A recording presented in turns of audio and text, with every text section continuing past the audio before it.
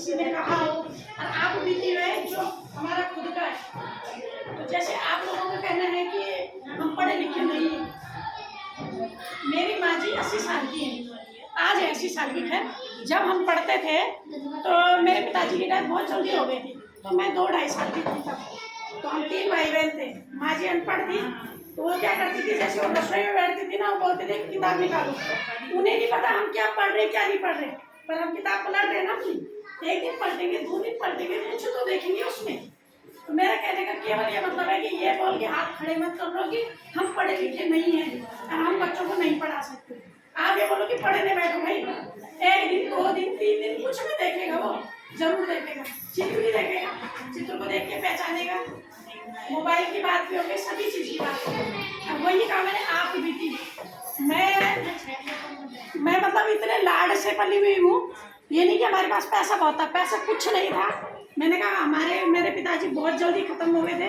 मेरी माँ जी ने 3 बच्चों को पाला, खेती थी। पर आप लोगों को, आप सब गांव के लोग हो, आपको बताया बिना जब हल नहीं होगा, बीज नहीं होगा, खाद नहीं होगी, तो खेती नहीं क्या होगी।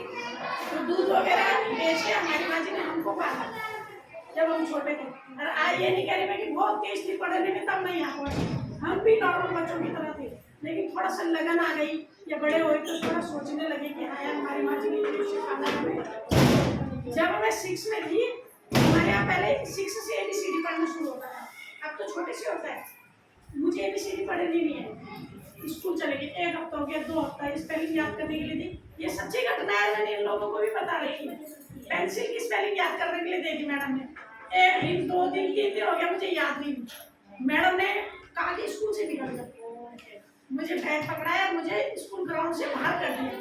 मैं घर चली गई। अब घर गए तो घर में माँ जी ने दिखवाए कि मैंने कैसे स्कूल जाए, घर में रहना ही नहीं है। उन्होंने मुझे स्कूल भेजा, स्कूल वालों ने मुझे घर भेज दिया। आप सोचो, पर तब स्कूल ऐसा था, शायद 4-5 किलोमीटर के डिस्टेंस पे था। बीच खेत में बैठ के उस दिन मैंने उस पर याद की, और तब मैं दूसरे दिन स्कूल गई। तो मार देखो, मुझे वहाँ भी नहीं पड़ी, वहाँ भी नहीं पड़ी। मार भी कोई सॉल्यूशन नहीं है कि तुम मारो बच्चों को। और यहाँ तो बच्चे तेज बोले, शातिर बोले। हमारे पास जाने के लिए कहीं नहीं होता था। आज के बच्चे तो भाग जाएंगे, गंगे से चल जाएंगे, बाजार चल जाएंगे, नाले पे खेलेंगे। हमारे पास कोई साधन नहीं होता था। दूसरा, मैं आपके बच्चों को कुछ नहीं बोल सकती, वो नहीं, मैं मतलब आप पड़ोसी। पहले पूरे गांव में किसी एक ने भी बच्चे को डांट दिया तो बच्चा डरा हुआ रहता था कि ना भाई वो चाचा है या ताऊ है या भाई है। आपका बच्चे के अंदर डर भी नहीं, उसे केवल और केवल आप संभालोगे। और मैंने कहा मारना भी नहीं है, जरूरत ही नहीं है मारने की। तो एक डर तो होना चाहिए, चाहे मम्मी को, पापा को, बड़े भाई को, बहन को, किसी न किसी का डर होना चाहिए। तो मैंने शायद कभी मार नहीं खाई। बोलने की बात इमरान, मैं इन्हें भी बोलती हूँ, 12th तक जब मैंने 12वीं कर ली, मेरा नाम चुप था। मुझे घर में बोलते थे चुप, मैं बात ही नहीं करती थी किसी से। और अब इतना बोलती हूँ कि ये लोग परेशान हो जाते, कितना बोलती है। तो समय के साथ खुल जाएगा बच्चा, पर माँ बाप को बोलना बहुत जरूरी है। जब आप बोलते, अगर एक छोटा बच्चा पैदा होता है और आपने उसे बिस्तर में रखा, आप उसे उतारोगी नहीं, हाथ पकड़ के चलना नहीं सिखाओगे, वो बच्चा अपंग हो जाएगा। हम किसी बच्चे के साथ बात नहीं करेंगे, वो बच्चा सुनेगा और बोलेगा नहीं। कोई बच्चा पैदा हुआ, आप वो तो नहीं कर सकते उसके ऊपर कि जी हम करते हैं तो उसका तो जीवन खराब हो जाएगा। लेकिन ये सच्ची घटना है, ये विज्ञान में हमने पढ़ा हुआ है कि बच्चे को साथ अगर आप बातचीत नहीं करोगे तो वो बोलने के साथ साथ सुनना भी बंद कर देता है। तो जो ऐसे गूंगे होते हैं बहुत कम है कि सुनते होंगे, वो बहरे भी होते हैं। बहरा वाला बोल सकता है, सुनता कम है, लेकिन जो सुनता कम है वो बोलता भी नहीं है। और ऐसे हो जाएंगे बच्चे, इसलिए खुद थोड़ी बहुत बोलना सीखो। आप पहले की अपेक्षा तो बोलने लग गया हो, लेकिन आप भी बोलो, भाई बहनों को बोलो कि इनके साथ बात करते रहो। ऐसा ना, सारे बच्चे बराबर नहीं होते।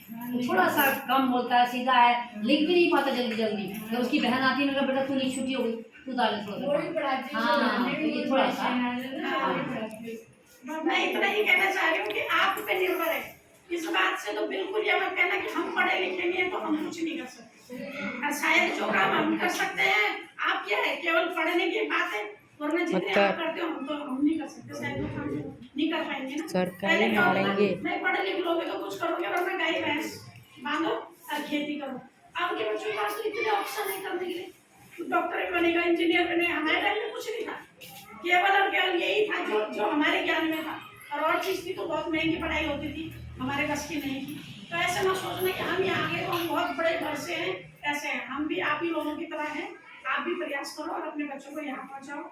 मेरे को 26 साल हो गए पढ़ाते हुए, तो जो बच्चे हमारे नौकरी वाले मिलते हैं, पैर छूते हैं, बड़ा अच्छा लगता है। देखो देव हमें कुछ नहीं रहे, हम भी उन्हें कुछ नहीं दे रहे, लेकिन उस समय लगता है ये हमारा पढ़ाई हुआ बच्चा। शादी ब्याह होती है वो हमें बुलाते बड़े सम्मान से, तो अच्छा लगता है कि हमारा पढ़ाई हुआ बच्चा। तो हम चाहें कि यहाँ के बच्चे भी हमें बुलाएं और हम भी उनके शादी ब्याह में शामिल हो, नौकरी में शामिल हो, हमें लगे कि कुछ किया है हमने जीवन में रह के। देखो तनख्वाह तो हमें मिलेगी, हम यहाँ जाए कहीं जाए।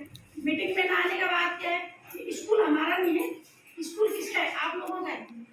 हमें इतने साल में चौथे स्कूल में आ गई है, अभी 12 साल है मेरे रिटायरमेंट के, पता नहीं कितने स्कूल में चले गए। तो ये स्कूल हमारा नहीं है, स्कूल आप लोगों का है। बस दिन आपने कितना गंदा करा रहता है, रोज यहाँ दारू के बोतलें, बियर के कैन सब पड़े रहते हैं, इसमें हम क्या करेंगे, वो सब बस्ती का है, आप ही लोगों की जान। थोड़ी देर सफाई करी, 4-6 घंटे अगर हम फिर चौकी सीख आपके बच्चे देते हैं, आपके बच्चे थोड़ी सी माहौल है यहाँ का, तो अपने बच्चों को जरा अलग से बेटा ऐसे नहीं करना है, ये करना है, ऐसे नहीं रहना है, ऐसे रहना। दिन भर बच्चे खेलते हैं, थोड़ा उसमें भी कंट्रोल करो। कोई निश्चित 2 घंटे करेंगे ना, पढ़े वो 6 घंटे घर में, घर के अंदर रहेगा तो सेफ रहेगा, चोट नहीं लगेगी, पढ़ लेगा, किताबी छान लेगा। तो बस मैं इतना ही कहना चाह रही थी। बाकी धन्यवाद आप लोगों का, धन्यवाद को दोबारा मिलेंगे। धन्यवाद मैम का। बस 2 मिनट हमारी मैम भी है हमारे बीच में, आप बैठिए। तो मैं आमंत्रित करता हूँ श्रीमती यशोधरा रावत मैम है, वो भी आपको अपना आशीष वचन देंगी और वो दिशा निर्देश देंगे किस प्रकार से ये बच्चों को, आपने बच्चों का ध्यान देना है और किस प्रकार से उनको सहयोग करना है।